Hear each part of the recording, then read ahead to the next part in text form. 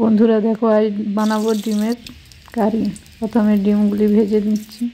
ভাজা হয়ে গেলে আলুগুলি ভেজে নেব। ভাজা হয়ে গেলে নামিয়ে রেখে কড়াইতে একটু তেল নেব।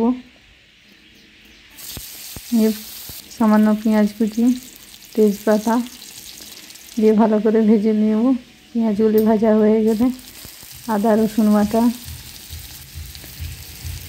পেঁয়াজ বাটা দিয়ে ভালো করে নাড়াচাড়া করে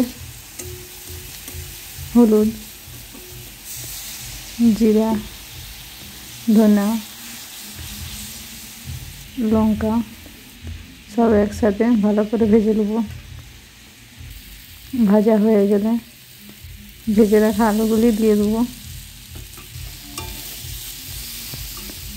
সেগুলি ভালো করে ভেজে নিয়ে পরিমাণ মতো জল দিয়ে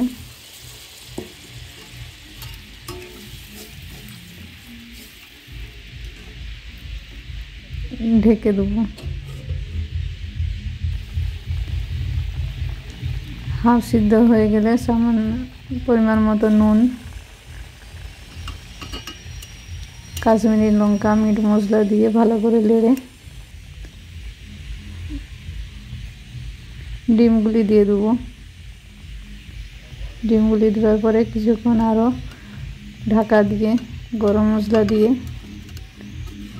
একটু ফুটিয়ে নাড়াচাড়া করে নামিয়ে দেবো। দেখো, গরম গরম ডিমের তরকারি রেডি।